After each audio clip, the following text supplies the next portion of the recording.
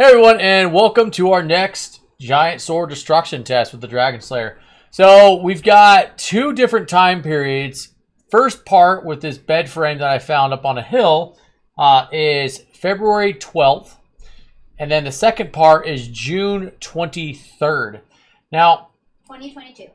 Well, yeah, all 2022. Now, the thing with the bed frame was how much damage could be done by the Dragon Slayer, the giant sword. Problem was, I was still super new at this. Really didn't fully understand the weapon, so the results, although kind of okay, weren't as great as they should have been. But anyways, let's start off with me practicing to throw it. I was going to throw it. I'd throw it like this. This feels really very unwise. Okay, we ready? Yeah, we're ready. Like this. What is it like? Spartans, lay down your weapons! Persians, come and get them! And then they throw the spear. Yep. Oh, jeez. So as you can see, you can actually throw it. That was pretty good. That was a good shot. It did knock aside. So a lot of people say the Dragon Slayer seems super thin. You can see right here in the thickness, it's not. It's a 48-pound steel sword. It's not thin. One plank. Okay, zoom close right here.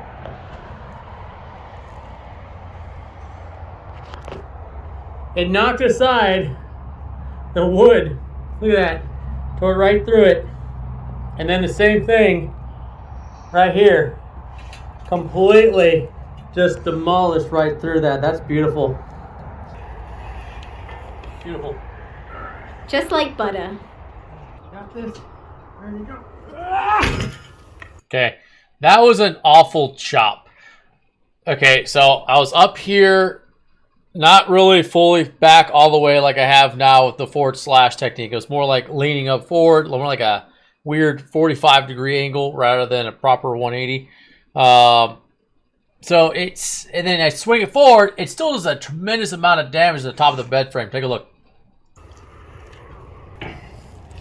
But the sword ends up landing flat because I haven't really developed the control yet. It got flat. So look up there.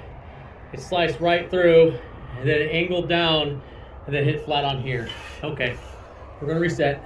Our singer would say, "Hiya!" No finesse, no real technique. Again, it was just more like a, and then I swung it down. Trust me, I didn't just let it drop. But there's no accuracy, there's no power going down, there's no technique, and it kind of just hits flat again. Really not that great. Okay, come on over, Jay.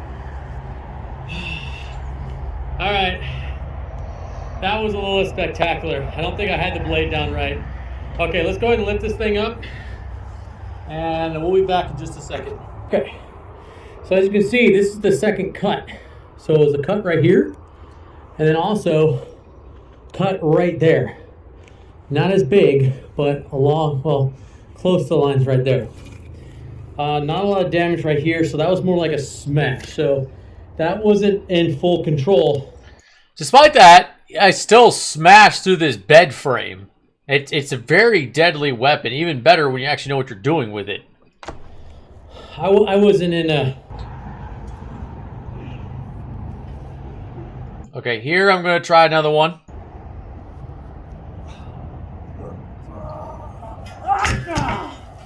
So that was more like the earlier version of the Berserk Impact, where I kind of like right back here, I bring it all the way back, and then I rest on my shoulder, and then I kind of just throw it forward. And that's why I too say the whole like shoulder, like everyone's like, oh, just do like Shad's idea and a couple other people's ideas. Oh, just roll it off the shoulders. Like the shoulders really when you don't know what you're doing and you haven't really developed the shoulder girdle strength, the back strength, the core strength to swing that sucker. Because if you're rolling it off of something, you're not going to get that momentum and that velocity and that power and that impact that you really need that differentiates giant sword techniques from just everybody else.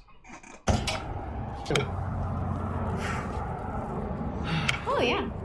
It's still deadly. It cut right through this cloth. It was way sharper back then because this was like back in February. And it did break the bed frame. You did. I cut it. All the way through. But it cut all the way through. Nope.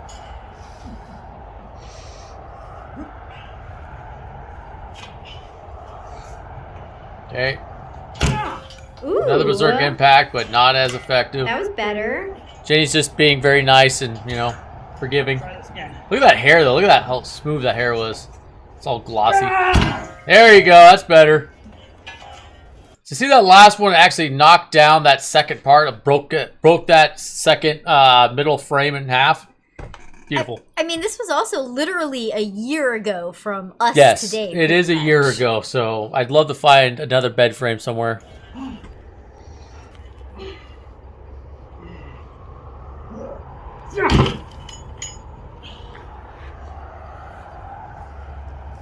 Victor! So I threw it down, and it knocks this little board right here, right to the side.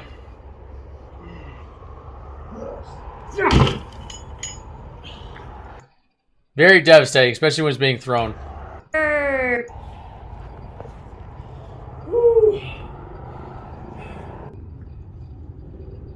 See the cuts, some dings, smashed wood. You got a few good chops in there. Left side. One last one. You said this was your left side. It sucked. I just dropped it. There I am, chopping it further in half.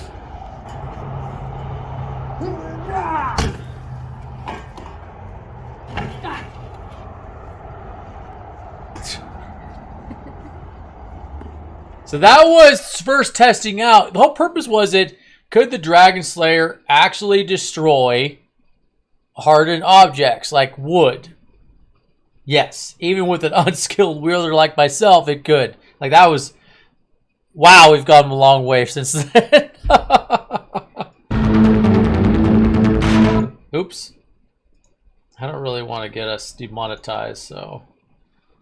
This was us being fancy and using cool filming and sounds, all that stuff. So I was pretending to be like, you know, Guts, and I was running with it. This is your first time running with it. It's my first time running with it.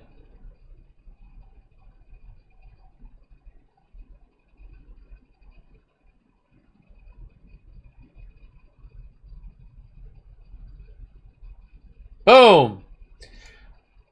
All right, so running and swing. Destruction. But look what happened again. So my forward arm, the left arm, or is that the right? I think we flipped this. That's the right arm. Yeah, that's the right arm. My hand didn't have proper grip, so it slipped out again. And once it cut through this part, it stopped cold right there on the second bar. Really, it should have been 1, 2, and then maybe stopped at 3 or just kept on going all the way to the ground. I did not have the control yet, but this is June, so it's getting better.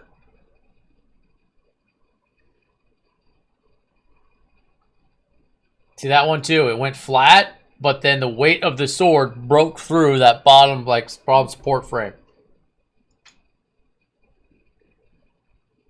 God, June, that when all that came out? It's crazy. Boom!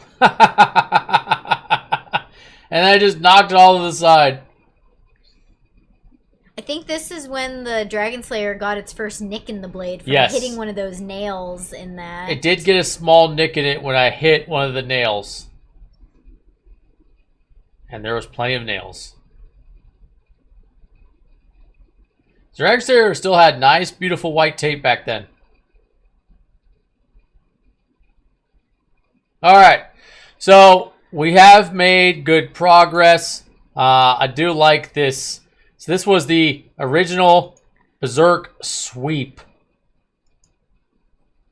Bing! It was like a house of cards just falling down. Well, that was still, the frame was still together. Like this side was broken, it was a little damaged, but it was still put together on the second, third, and fourth sides.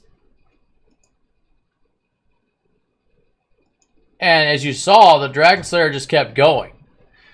Now, it's been 7, almost 8 months later, and now I've developed the Berserk Sweep to a much, much more finessed movement, much more polished, much more destructive.